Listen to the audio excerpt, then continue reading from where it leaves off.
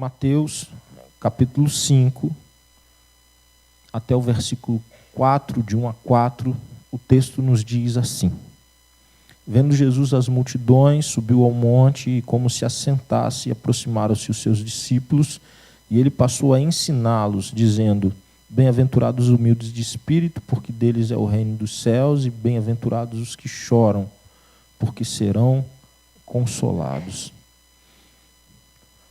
O Sermão do Monte e as bem-aventuranças dentro do Sermão do Monte, elas trabalham sempre na contracultura do mundo. Nós não imaginamos propriamente muita coisa boa quando vemos uma cena em que alguém está chorando. E aí Jesus vem e diz que feliz, que bem-aventurado são os que choram. Que tipo de felicidade é essa? É a felicidade dos infelizes? Como que é isso? É sobre isso que a gente quer conversar e pensar juntos nesse momento. Bem-aventurados os que choram, porque serão consolados. E eu quero usar os momentos em que Jesus chorou, para que nós possamos então olhar para esses momentos da vida dele e procurar tirar lições para as nossas próprias vidas. No Novo Testamento, os Evangelhos e mais Hebreus, nesse estudo dentro do Novo Testamento, nós podemos identificar 3 momentos em que Jesus chorou.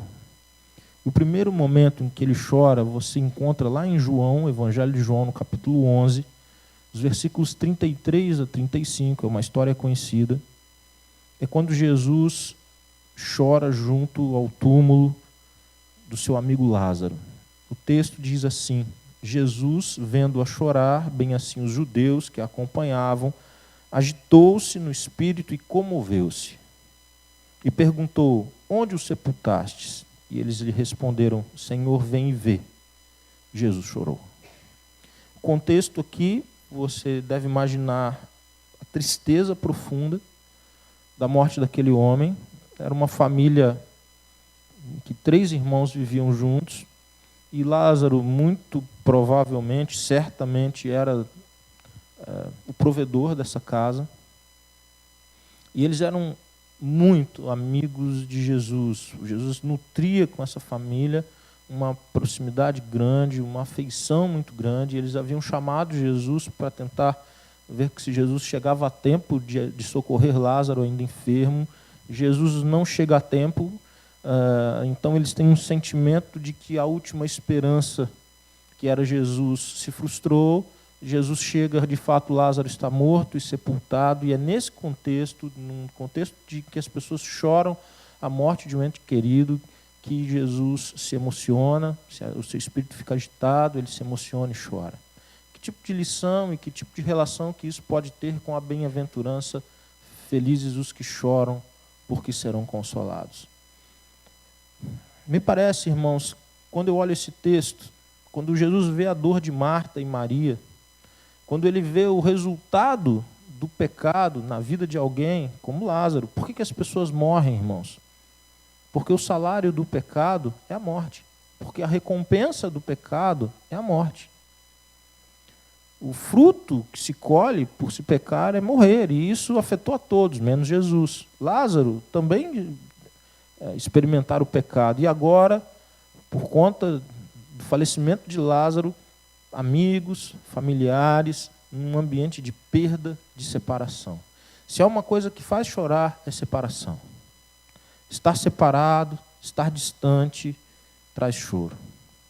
Você vai ver isso nos cemitérios, você vai ver isso nos momentos de despedida de um ente querido num cemitério. Você vai ver isso num aeroporto ou numa rodoviária em que alguém muito querido vai se distanciar. Você vai ver em que momentos de despedida são marcados muitas vezes por choro. Às vezes as pessoas seguram enquanto estão na frente da pessoa que vai. Às vezes a própria pessoa segura, mas quando ele entra na condução, ele entra no ônibus, ele entra no avião, ele se derrama em choro. Quando se sai daquele ambiente e vê o outro entrar, muitas vezes há muito quebrantamento. Por quê?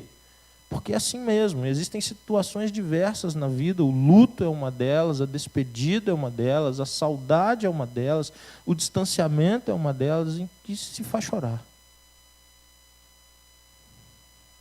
E muitas vezes nós choramos pelo distanciamento de alguém que ainda não conhecemos. Você fala, que loucura é essa, pastor? Basta ver o choro de uma mulher ou de um casal que deseja muito ter uma criança e ainda não conseguiu. Na mente e no coração, o ente, o ser, já existe. Mas há o distanciamento, porque não se pode tocar, porque não se pode acariciar, porque não se pode cuidar, porque não se pode viver intensa e completamente aquela relação. Então, quando Jesus chora num ambiente que claramente é um ambiente para se chorar, e se ele chorou, nós deveríamos olhar para dentro de nós e perceber que muitas vezes nós tentamos inibir as pessoas de chorarem, muitas vezes dentro da nossa cultura. Percebem isso? As pessoas estão chorando por algum motivo e a primeira coisa que alguém diz é: não chora. Não chora. Como se aquilo não fosse algo natural para a circunstância, como se aquilo não fosse algo legítimo para a circunstância, como se aquilo não tivesse valor algum. O nosso Mestre, o nosso Senhor, chorou num momento como esse.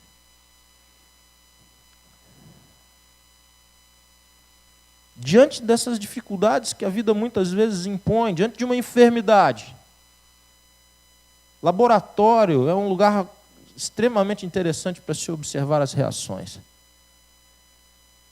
Quando há a entrega de um resultado num laboratório, tem gente que sai vibrando, aliviado, feliz da vida, às vezes emocionado. Eu jamais vou me esquecer, enquanto Deus cuidar da minha cabeça, enquanto eu tiver com uma memória em dia, eu jamais vou me esquecer no dia que eu peguei o resultado que a Sandra estava grávida da Laura. É um dos momentos mais emocionantes da minha vida. Então, para mim, aquele ambiente se tornou muito especial. Para tantas outras pessoas é um ambiente terrível. Porque o laudo de um exame pode levar alguém, ou famílias e pessoas, a chorar. E a chorar profundamente. Tem um texto no Antigo Testamento que ilustra isso. Quando Ezequias ele é acometido de uma enfermidade mortal. O texto diz assim: naqueles dias Ezequias adoeceu de uma enfermidade mortal, veio ter com ele o profeta Isaías, filho de Amós, e lhe disse: assim diz o Senhor, põe em ordem a tua casa, porque morrerás e não viverás. Existem alguns laudos que são entregues, algumas notícias que se tem, que são semelhantes a essa. Qual é a reação de Ezequias? Então virou o rosto para a parede e orou ao Senhor. Então virou o rosto para a parede e orou ao Senhor.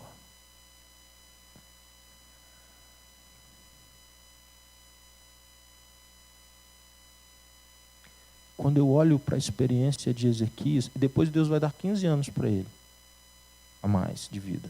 Ele vai orar, e a resposta à oração dele é que o Senhor vai conceder, por misericórdia, mais 15 anos de vida a ele. Mas qual foi a reação dele? Ele ora e depois ele chora. E ele recebe de Deus uma graça. Não são poucas as vezes que nós imaginamos que a vida com Deus, que a vivência com Deus é quase que assim: olha, o crente não tem motivo para chorar. Por quê? Já não está salvo? Já não vai para o céu? Já não tem Jesus? Já não teve pecado perdoado? Vai chorar por quê? Nós precisamos rever um pouco esse processo. Porque o que a Bíblia ensina, na verdade, e o que Jesus está tratando no Sermão do Monte, não é que quem anda com Deus não chora, que discípulo de Jesus não chora, ou que chorar é feio, ou que chorar é pecado, ou é algo que não deve ser feito. Mas diz que ao chorar, de alguma forma, receberá consolo. Saudade, distanciamento, enfermidade, luto, são questões da vida que se impõem contra nós. Muitas questões da vida se impõem de tal forma, nós desejaríamos muito evitá-las. muito, mas não conseguimos. E há tempo para chorar. Há tempo para chorar. A primeira reflexão, quando eu vejo Jesus chorando a morte de Lázaro, me mostra isso. Primeira reflexão é que chorar faz parte do kit viver. Existem situações, circunstâncias que se impõem contra nós e nos fazem chorar. Esse texto de que Ezequias vira o rosto e ora, a oração dele foi a seguinte: lembra-te, Senhor, peço-te, que andei diante de ti com fidelidade, com inteireza de coração, fiz o que era reto aos teus olhos e chorou muitíssimo. O que ele está fazendo? O que todo mundo faz diante de uma sentença de morte. Ele olha para a própria vida e faz uma leitura do relacionamento que teve ou não teve com Deus. O segundo momento que Jesus chora é registrado em Lucas 19, 41. E ele chora por uma cidade, por um povo. Essa cidade é Jerusalém. O texto é simples, diz assim, Lucas 19, 41. Quando ia chegando, vendo a cidade, chorou. Quando a gente entende melhor o que significa Jerusalém, nós vamos entender melhor o motivo do choro. Jerusalém e o templo, sobretudo o templo de Jerusalém, era, para o povo de Israel, o local onde Deus estava. Então, quando Davi, por exemplo, existem salmos de Davi que retratam muito bem essa teologia, esse entendimento. Ele queria estar com Deus. Quando ele fala que ele queria estar com Deus, ele queria estar, na verdade, aonde? No templo de Jerusalém, adorando a Deus. Por quê? Porque no entendimento teológico daqueles dias, Deus habitava o templo, o Santo dos Santos. Deus estava lá. Então as famílias saíam das aldeias, das cidades, e eles iam em peregrinação até Jerusalém. Isso tem muitos relatos disso. A família de Jesus fez isso, eles perderam ele na volta. Quando Ana e Eucana eles vão para adorar, eles vão para orar, e o processo é mesmo. É aquilo que era o tabernáculo, depois se tornou, o tabernáculo era o local onde Deus estava, o templo de Jerusalém se torna isso. E ali então era o local da adoração, ali então era o local da exaltação do nome do Senhor, ali era o local onde as pessoas, em comunidade, dentro da comunidade religiosa, elas construiriam um relacionamento com Deus. E é exatamente essa cidade que não ouviu os profetas de Deus, que não ouviu a mensagem de Deus, que não acolheu no coração as verdades de Deus. Exatamente aquela cidade que poucos anos depois seria assolada, destruída cruelmente, por conta da perseguição romana, por conta de uma profunda perseguição que viria sobre o povo de Jerusalém. Aqui então a gente pode pensar algumas lições que são quando o choro é legítimo a partir da experiência de Jesus. Nós não podemos deixar de lado, nós não podemos esquecer, dentro da humanidade de Jesus, Jesus era um judeu.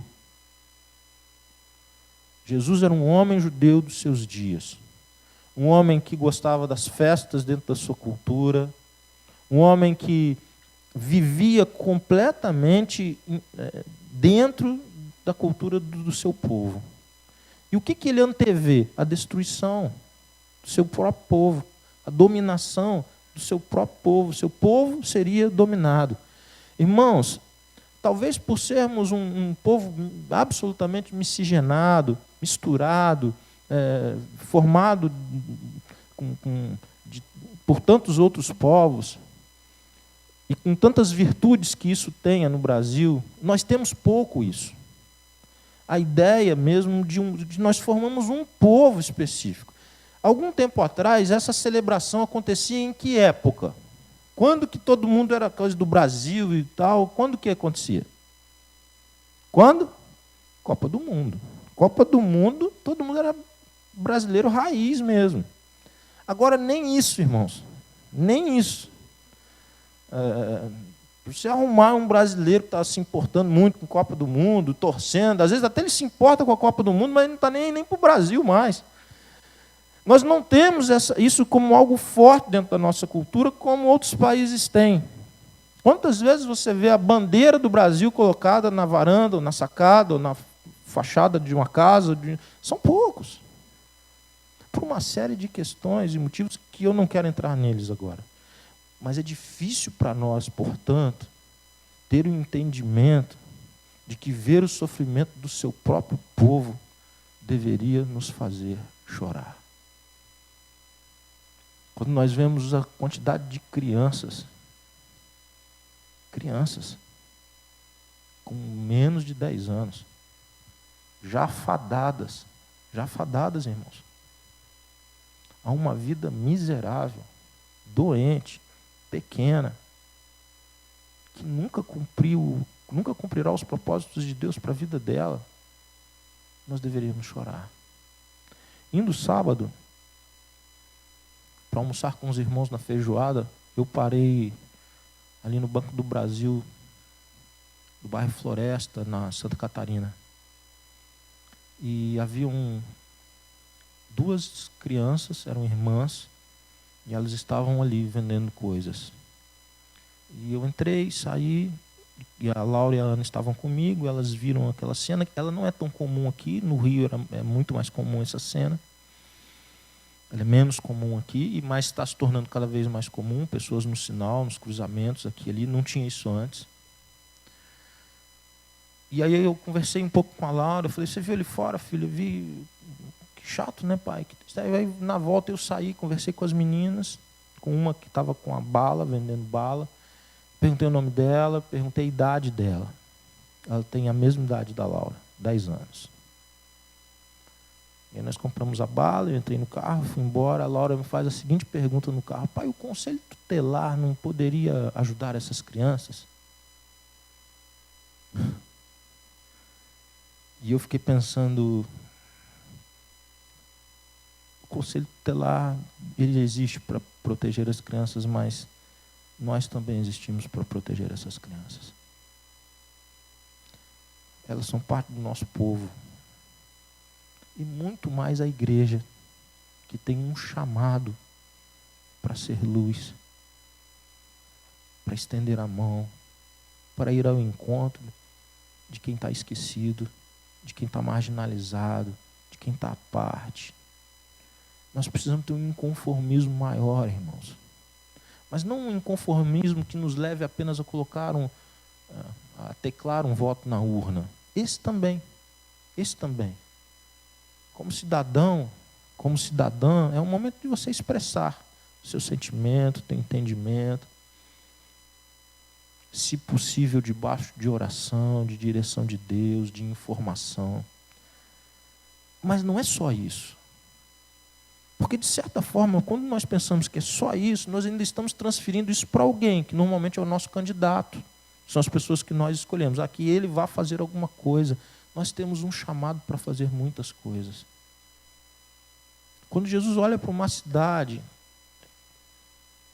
que seria atacada, que seria marginalizada, que seria dominada, ele chora por ela. E nós nos tornamos insensíveis aos sofrimentos de tantas pessoas perto de nós que também sofrem.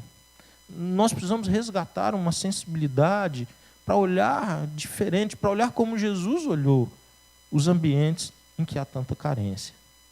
Mas, por outro lado, Jesus chora também, porque o retrato de Jerusalém é retrato da dureza do coração do homem. Jerusalém jamais poderia dizer, olha, o Senhor não nos visitou. Olha, o Evangelho não nos foi anunciado. Olha, não houve nenhum investimento, nenhum esforço para se propagar o Evangelho aqui. Se há uma cidade, um local que jamais poderá dizer isso, é Jerusalém. Mas nós também. Esse choro de Jesus é o choro de um pai, de uma mãe, que é cristão, que é discípulo de Jesus e que vê os seus filhos caminharem para muito longe de Jesus. Esse choro é o choro de uma mãe que vê a filha tomar um caminho que ela jamais desejou que tomasse, de ver o filho tomar um caminho que ele jamais planejou que tomasse, não porque não foi evangelizado, não porque não houver um investimento na vida dele, mas que por conta das próprias escolhas e de endurecimento do coração, vai caminhar para a destruição. E a última coisa que um pai e a mãe desejam e quer, e muitas vezes, a única coisa que vai lhe restar é chorar amargamente o distanciamento de um filho, de uma filha, da presença de Deus. É como se Jesus olhasse os filhos em Jerusalém, com o coração duro, com o coração fechado para Deus, mesmo tendo tantos testemunhos de Deus perto de si. Então ele chora a rejeição da graça. Ele chora porque sabe que haverá o juízo. A terceira vez que Jesus chora, já não está mais nos evangelhos, mas está em Hebreus, é uma citação em Hebreus, no capítulo 5 de Hebreus, lá no versículo 7, Hebreus 5, 7, o texto nos diz assim, amados. Olha o que o texto nos diz. Ele, Jesus, nos dias da sua carne, tendo oferecido com forte clamor e lágrimas, orações e súplicas a quem o podia livrar da morte, tendo sido ouvido por causa da sua piedade. Vamos lá. Do mesmo jeito que quando nós entendemos melhor o que é Jerusalém dentro do cenário, nós vamos entender melhor o que significa a crucificação de Jesus. Então, o autor aos Hebreus faz menção de um momento anterior à cruz, já na antessala da crucificação, na entrada da crucificação, em que Jesus, com lágrimas, ele ora e ele chora na presença de Deus por tudo aquilo que haveria de vir, por tudo aquilo que aconteceria depois. O texto se refere àquela agonia do Getsêmani,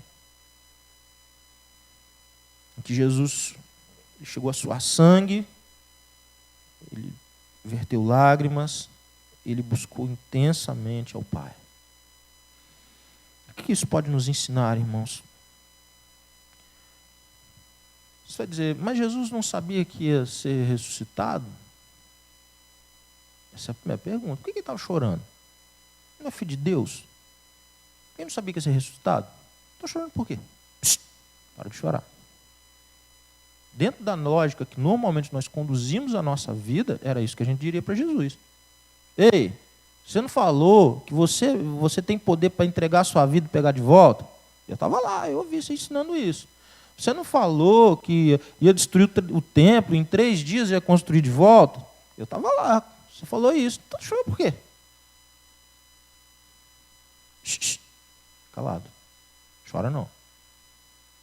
Isso é o que nós, se nós tivéssemos peito e tivéssemos a oportunidade de estar do lado de Jesus, com a cabeça que normalmente nós pensamos, nós diríamos isso para ele. Ok.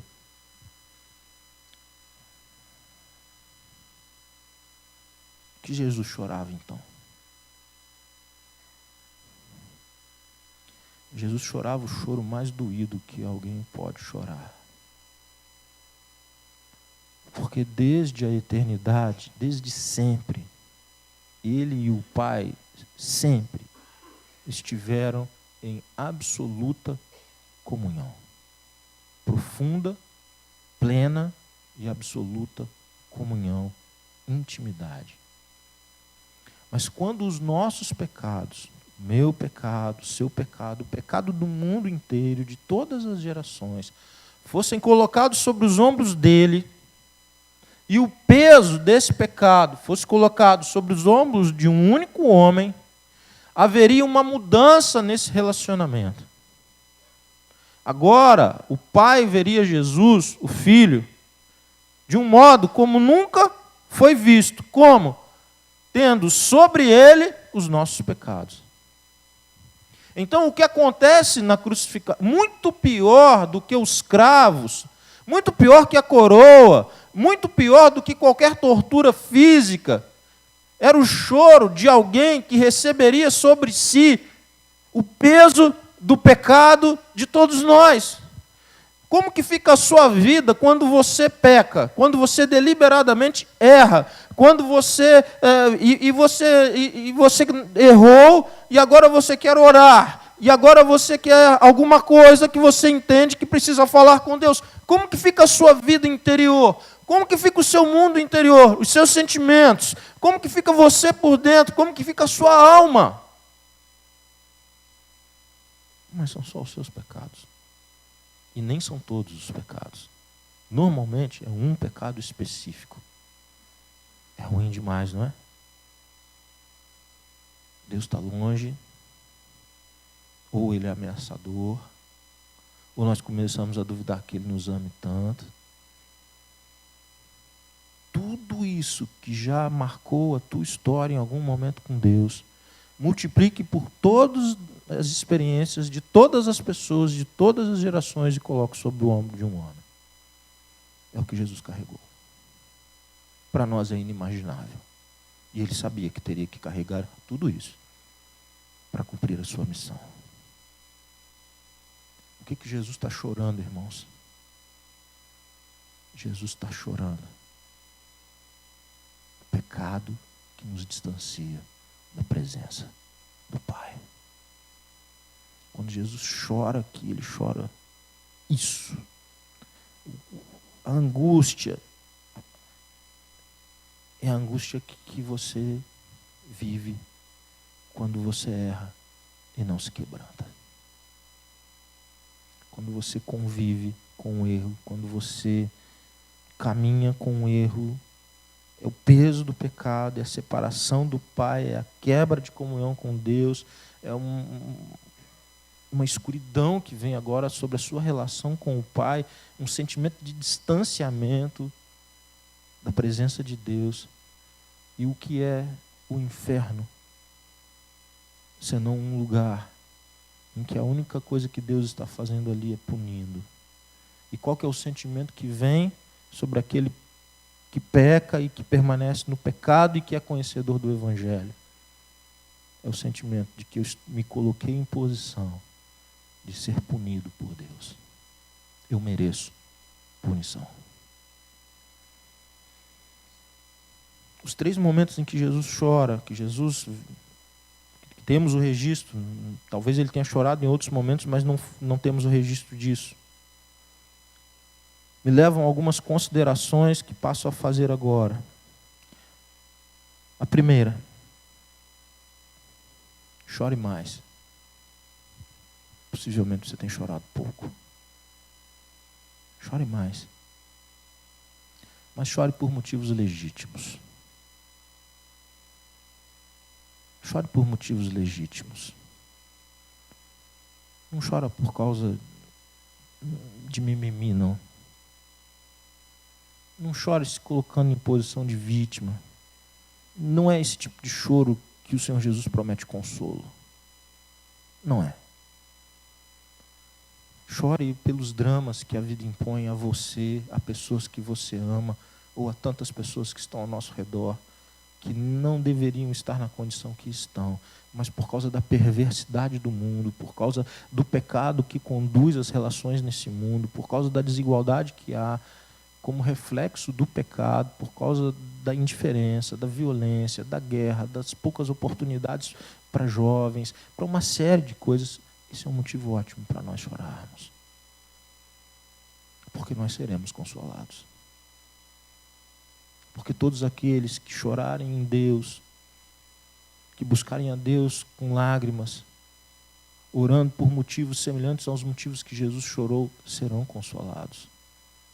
nos momentos mais duros da sua vida, nos momentos em que as notícias forem piores, no momento do desemprego, no momento da indiferença, no momento em que você for marginalizado, no momento em que você for preterido, no momento em que você não for reconhecido, no momento em que aquela pessoa que você mais estendeu a mão, sabe aquele amigo do teu local de trabalho que sabia pouco quando chegou e você quase que o adotou, e você investiu, você separou tempo, você foi dando oportunidades e ele foi aprendendo contigo, e ele foi ganhando espaço e hoje ele nem liga para você.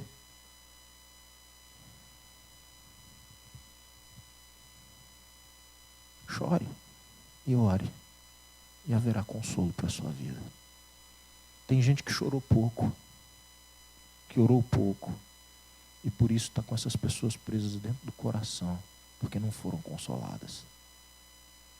Está carregando pessoas, está carregando gente que já deveria ter liberado há muito tempo, e o que faz liberar é colocar-se na presença de Deus, abrir o coração e receber dele o consolo para a sua vida.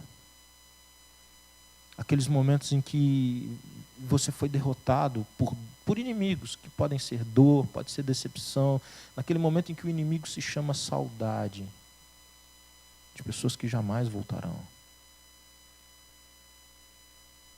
e que te fazem tanta falta, e que é ruim lembrar. Chore. Chore, chore, chore, chore. É o que resta. Chorar e orar, para que do alto venha o consolo para a sua vida, porque virá consolo para você. Sabe aquele sonho que se tornou frustração e vergonha? E talvez só não passe por isso quem não sonhe mais. E não há nada, houve uma derrota, faliu, quebrou, não tem jeito, não deu certo. Mas é tempo de ser consolado. Chore por ver tantas pessoas ao seu redor caminhando tão distante de Deus, escravizadas pelo pecado, destruídas pelo pecado. Quantos casamentos desfeitos por conta disso, porque Deus não está presente. E eu não estou falando de gente fora do ambiente da igreja, eu estou falando de gente de dentro, de fora. A dor é igual. A dor de uma criança é igual. É igual. Eu estou dizendo para você que há consolo em Deus para a sua vida, para as suas dores. Há consolo para as pessoas que estão ao seu redor sofrendo. E o nome desse é Jesus Cristo, que doou o Espírito Santo, que é consolador da vida dos discípulos de Jesus. Os discípulos não ficariam sozinhos, os discípulos não ficariam desamparados, os discípulos não ficariam preteridos, os discípulos jamais não teriam alguém a lhes cuidar, proteger e ser a companhia no momento que todos se afastam. Consolo que vem de Deus. Muitas vezes, esse consolo se manifesta na própria relação com Deus.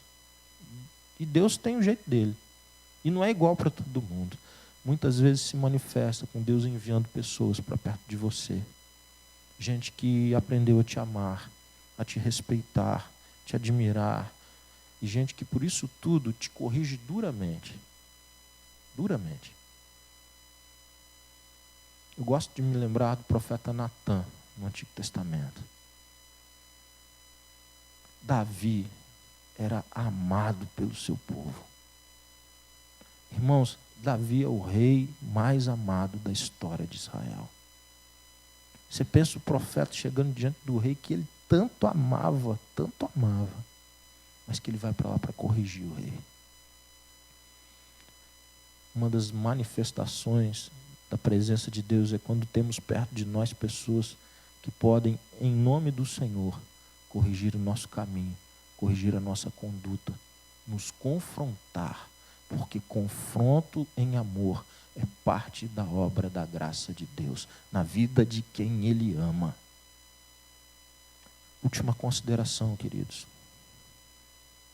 Há quanto tempo você não chora os seus pecados? é mais fácil se acostumar com eles. É mais fácil dizer, ele já perdoou tudo mesmo, né? Ele não liga não, ele já perdoou. Ele já morreu, ressuscitou, o sangue dele já foi derramado, já sou crente, sou da Igreja Batista, sou pastor. Fiz 20 anos de pastorado de dezembro, então eu não preciso nem mais sentir a dor do meu pecado. Eu não preciso mais me dobrar e me curvar e me ajoelhar e chorar o meu erro, que já não deveria fazer parte da minha trajetória, por toda a graça derramada sobre a minha vida, por tudo que eu conheço da palavra. Isso já devia estar tão longe, tão longe, tão longe. Mas se tropeça e cai e chore. E permita ser quebrantado. E permita ser tratado no meio do teu choro. E permita ser humilde de espírito para receber consolo. Humildes de espírito, pessoas que se autoesvaziam, choram e são consolados. Quando a gente está muito cheio de qualquer outra coisa, muitas vezes é de nós mesmos, mas não há quebrantamento, ninguém se dobra, ninguém chora, e se trabalha, e se vive, e se estuda, e volta para casa, e vem para a igreja, e faz isso, e faz aquilo, aquilo outro, e vai passando. Quanto tempo você não chora o seu pecado? Deus quer consolar a sua vida. Hoje eu quero convidar você a ser feliz à moda de Jesus. Ser feliz à moda de Jesus é entender como muito especial, como uma bênção maravilhosa, poder olhar para si, avaliar a sua vida à luz da obra de Jesus na cruz do Calvário. Deixar a obra da cruz iluminar você e vamos ver o que aparece. Eu quero te convidar a fazer isso agora. Abaixe sua cabeça, feche seus olhos, em nome de Jesus.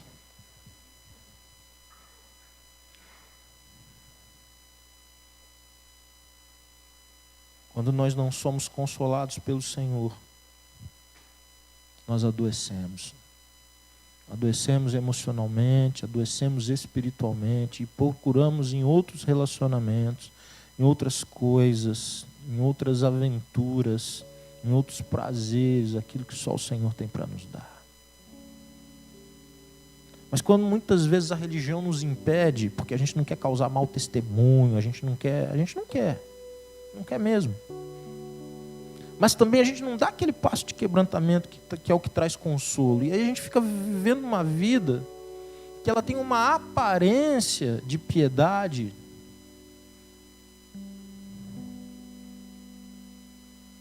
mas sem consolo.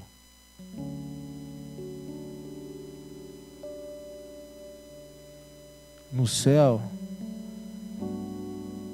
não vai ter choro, não.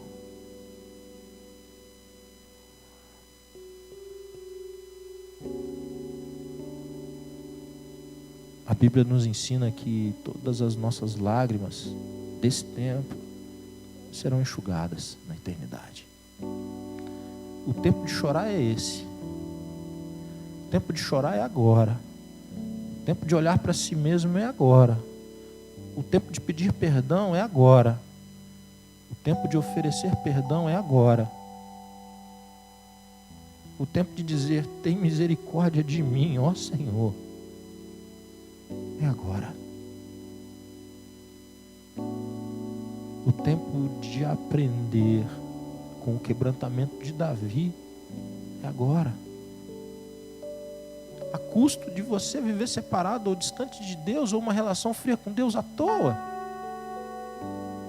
A custo de viver uma religião, mas não viver um discipulado de Jesus. Faz isso não. Isso nunca foi projeto de Deus para a sua vida. Mas talvez você tenha desistido de chorar o sofrimento de pessoas que estão sem Cristo perto de você, na sua família. Na sua família. Você desistiu de orar por elas. Você não tem mais chorado na presença de Deus pela vida delas. Você não tem chorado mais porque o tempo passa e elas estão cada vez mais frias e mais distantes. Porque talvez isso te custe perdoá-las. Talvez isso custe a você oferecer perdão. Talvez isso tenha que mexer com você também. Então é mais fácil dizer, olha, entreguei para Deus.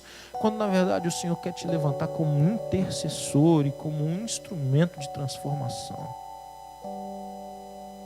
Tem quanto tempo? Quanto tempo que você desistiu de se empenhar pela salvação de pessoas perto de você? Volta agora. Volta agora. Volta para o teu chamado. Volta para o teu caminho. Volta agora para receber consolo. Chora agora para receber consolo. O Senhor tem consolo para a sua vida.